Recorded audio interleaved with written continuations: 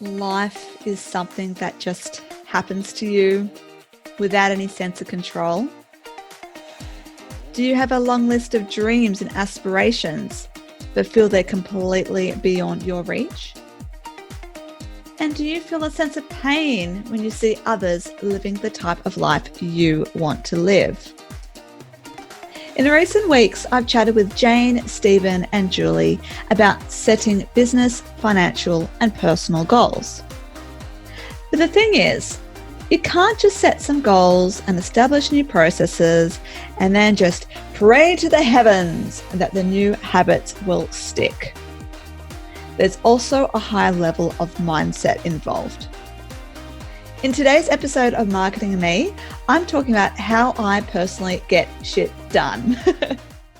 I'm not a big swearer. I don't even know if you call shit a swear word these days, but I definitely wanted to use that word for this episode because I feel people take it a bit more seriously than if I was to just say, get stuff done. But to keep my comfort levels up, I probably will just keep saying stuff from now on. Anyway, the reason I chose this topic is because I've had people comment on my achievements in the past and ask how I did it. Or they'd say the words, "You seem to be so busy," and they kind of apologize when they ask to ask a question or ask if I can have coffee or something like that. So like the word, just on that note, the word busy, I feel like it's a glorified term that's given way too much power these days. So personally, I try to avoid it. I say I've lots of things, exciting things are happening. I feel like they're more positive than saying busy, which is kind of a brush off term. But yes, for me, I am getting stuff done, like running a monthly meetup, even though it's now virtually at the moment, establishing and running this podcast, hosting webinars and online courses, and I'm now setting up a membership group. It may sound like a lot, especially having young kids, but it's all been done on my terms and within my determined hours. I still have quality time with my family and friends, and I still have plenty of downtime just for me. So today I'm going to share with you some of my secrets, 13 of my secrets, because I'm really loving life at the moment and know the best is still yet to come. Are you ready to hear my secrets? Then let's jump into the episode. Welcome to the Marketing and Me podcast. If you're eager to grow your health and wellness business via effective marketing methods while maintaining your own health and wellness, this podcast is for you. I'm your host, Leanne Shelton, and I help business owners just like you build trustworthy connections with their ideal clients. And I do this through engaging conversational copywriting and strategic marketing advice at Right Time Marketing. So feel free to book in a free 30-minute discovery call with me after listening to today's episode. The details are in the show notes. So yes, Leanne, what are your secrets? Please share. Okay, Leanne, here's secret number one. I am organized. Now, I do say organized here, not tidy, because I'm definitely not that. And you would know if you saw my house. Actually, no, you wouldn't, because I'd probably clean it before you came over. But trust me on that one. I'm getting better. But I do like having structure to my day and knowing exactly what my week looks like. I've mentioned this in previous episodes, but I use Google Calendar to plan my business and personal life. In my calendar setup, I use different colors for different areas like events, podcasting, business marketing and admin, client work, and family-related activities. And I've recently added another color for money mindset affirmations, which pops up 4 times a day, but I'll talk more about that stuff later. I usually have a week planned out in advance and like to look at the colors to ensure there's a nice little balance. I like rainbow too, but just know it's a balanced week. And that helps me to feel in control of what's coming up. Secret 2, I aim to optimize the time spent on work-related stuff. So for me, I work roughly 9:30 or 10 a.m. to 5 p.m. or 5:30 p.m. 5 days a week. And I avoid working at nights and weekends as much as possible.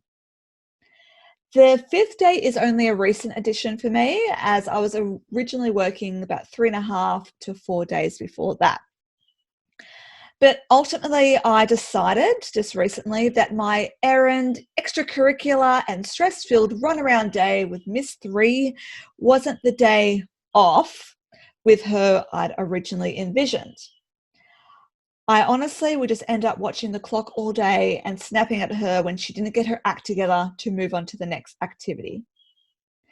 So I actually realized I'd be much better off spending real quality time with her and her sister and dad on the weekend and use my Mondays to get more work done. So this was a post-COVID decision when, during COVID, all that runaround stuff stopped. And I realized then just how unnecessarily stressful my Mondays were. And I would then always be playing catch up on Tuesdays. So it was like always having a long weekend, and you know what those can be like. And on Tuesdays, I would have the meetup I run once a month. And through the Sydney Hills Business Chamber, I'm part of a My Board group where a small group of us catch up twice a month on a Tuesday. So with those events in mind, I'd often be left with only half a day to get stuff done. So I realized I'm actually better off working 5 days a week, and having my own business, I had the flexibility to take the occasional day off with her. And then I can be a lot more focused in my business, which ultimately leads to more work, which leads to more money, which leads to more opportunities for holidays, which I haven't had in quite a while. So then during those holidays, I can spend a week or more of pure quality family time. So much more worth it than that bits and pieces of a Monday that I thought I had. And you know what? After making that decision, I half expected to feel that mummy guilt. Actually, I totally expected it. But surprisingly, I'm feeling really happy with that decision.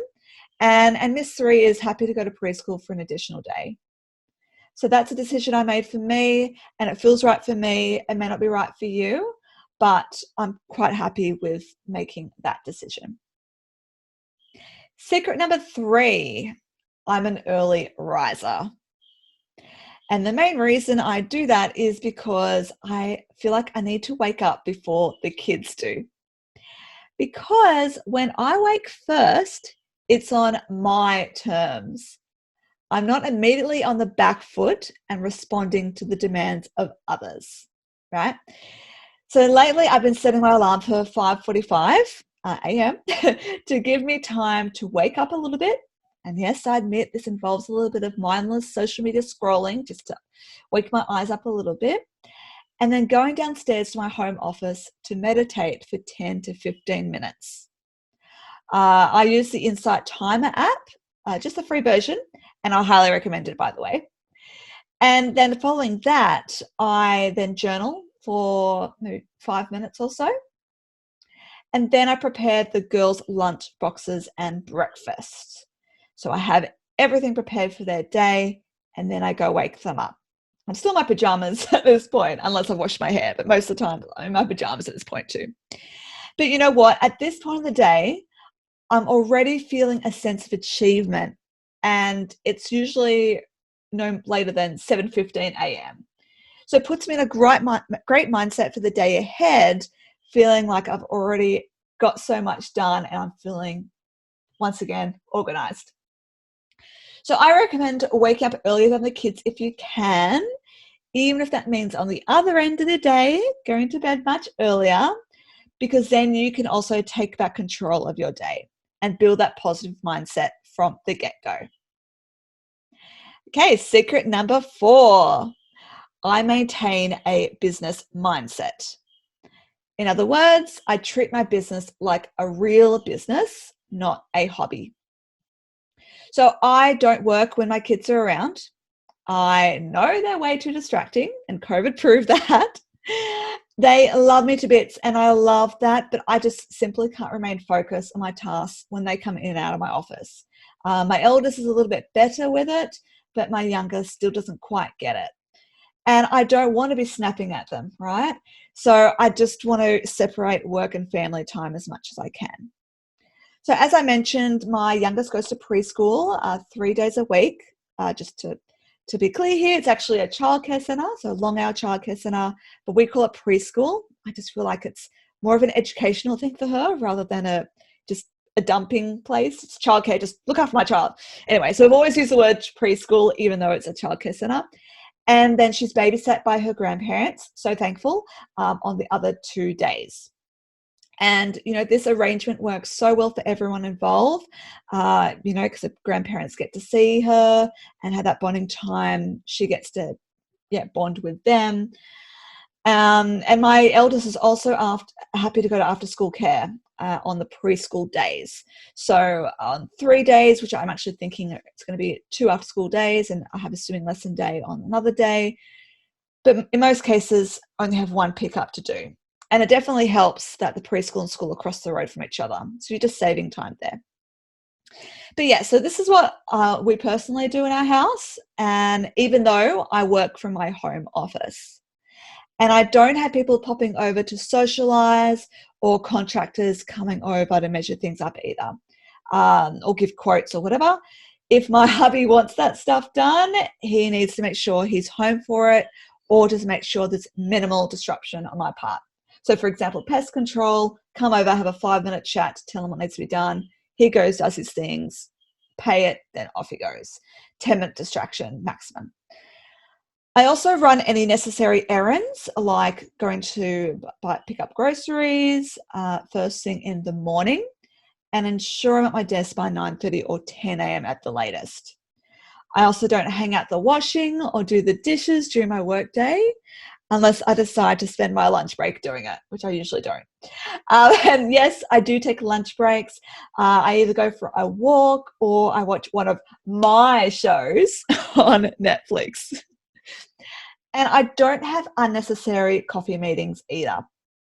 Not that I've done that much lately, but a brief phone call or discovery call should do the job in most instances, unless there's great potential for a collaboration of some sort, and then I'll bend the rules. So I'm really selective with that. And ultimately, throughout my day, I'm always asking myself if I'm making the best use of my time. And am I popping onto social media a bit too much sometimes? Yes, I'm trying to get better. But, I'm often asking, is there a money-making activity I could be doing instead? So I am trying to get better and minimize Facebook when I'm not doing it for work. Secret number 5, I'm in touch with my spiritual side and embrace the woo-woo. So I discovered Rhonda Byrne's The Secret about 12 years ago, and I call myself a positive thinker, and I have been ever since.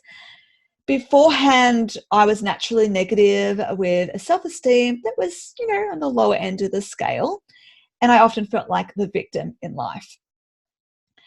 But when I learned about the law of attraction, it was a complete game changer for me. Yes, it's a bit of woo-woo, but after trying some visualization and manifestation techniques, some really cool opportunities and money popped up for me.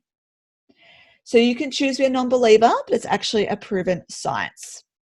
And just to explain what that means, law of attraction, if you don't know, it's ultimately if you focus on negative thoughts, you're attracting more like thoughts, more negative scenarios to come your way. If you focus on positive things, then only more positive things will come your way. And just to give you a really cool example of a manifestation technique that worked, I used to wear glasses full time before my wedding, and contacts would irritate my eyes. And so I found a deal for laser eye surgery. It was like $2,500 or something like that. And I decided I was going to get laser eye surgery before the wedding. And my fiance at the time said, how are you going to do that? Where is the money going to come from? And I said, it's going to come. It's on its way. And I visualized having no glasses, not needing it, seeing clearly at my wedding. And I kid you not, the money came to me. I had been in a telesales job, but I'd moved out 4 months later within the same company, but into a different department, no longer sales. And a commission package 4 months after I left sales came in from I don't know where, 2,500. It was the exact amount I needed. It was probably the biggest commission package I've ever had, and it just came from nowhere. So it was so cool. And I do go in and out of this mindset of realizing I'm back in it at the moment. I'm back into visualization and manifesting, but it's just amazing. It's like magic. So give it a go, read The Secret, or look into the law of attraction a bit more if you don't believe me. Anyway, I'm not saying I don't have low points anymore and never feel sad, but I simply allow myself a short period of time to mope. But then, and in the words sung by Anna Kendrick in the movie Trolls, I will get back up again. And I even sing that song to myself if I need to. Whatever negativity arises, I repeat positive affirmations in my mind or out loud until they actually take over those negative thoughts and I actually start to believe them. So you need to believe them and feel them. And then I look for silver linings. So like in recent times when COVID-19 hit, I had a full lineup of marketing workshops to run on behalf of City of Parramatta. I'd already been struggling to maintain momentum in my business, to be honest, at that time, after losing a few retainers about 5 months before. So the sudden changes and uncertainty felt like a massive blow. But I was determined to push through and make it work. So I asked if I could turn the face-to-face workshops into webinars and an online course instead. And my request was approved. So suddenly I had this opportunity to access a much broader audience and connect with way more people than if I'd run in-person workshops. And it was at no cost for them to participate, but I was paid. So I felt like I was making a real difference to others and having my costs covered by a third party. It was a great arrangement, and I'm so glad that I asked. And that brings me to secret number 6. I'm not afraid to ask. So yes, one of my key beliefs is if you don't ask, you don't get. I'm pretty in tune with my intuition. So if I ever feel inspired to ask someone for something or take a particular action, I just do it. Worst case scenario, they say no and I move on, right? So I originally got in touch with the council in November last year after receiving an email about their free workshops. I responded asking about presenters in 2020 and later had a phone call with Kylie, and the rest is history. So I'm very thankful I took that initiative. And I just want to add here that connecting on the phone played a big part. Too many business owners hide behind their computer screens these days rather than picking up the phone. And I think it's even harder for millennials who have grown up on the texting generation. Although I hated it at the time, my previous experience in telesales has therefore proven to be very beneficial. If you can connect with someone on the phone, you're kilometers, not miles, kilometers ahead of someone else who's only sent a bunch of emails. So take a big breath, or 2 or 3 if you have to, and pick up the phone. Because that's secret number 7, I use the phone whenever possible. I actually get annoyed if I go to contact someone and I can't easily find a phone number. I want to connect with them directly. It also saves time rather than back and forward emails. So secret number 8, I meditate almost daily. I mentioned this before. Now, while it was once very woo-woo and hippie-ish, I'm hearing more and more about successful entrepreneurs who make it an essential part of their day.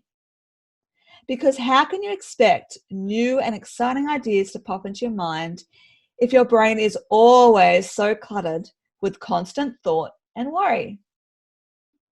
So I really enjoy giving myself the quiet downtime to focus on my breathing.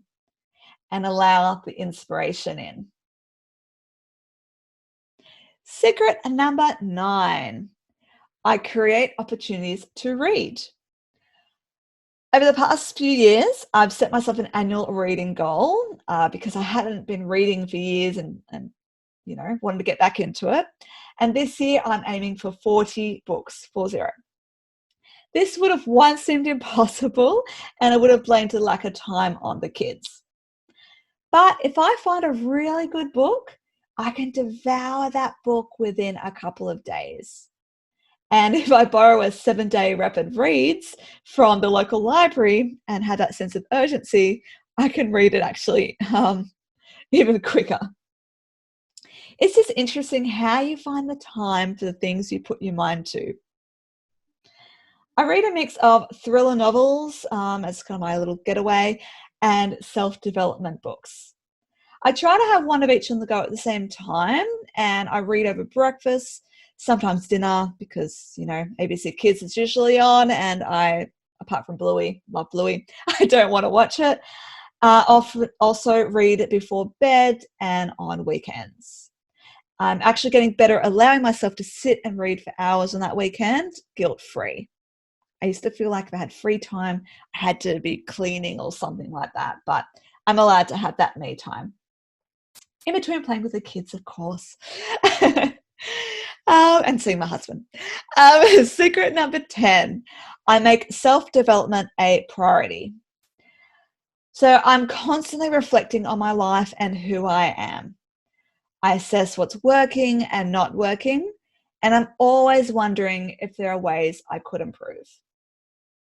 Apart from reading, as I just mentioned, I also listen to a series of podcasts to inspire me.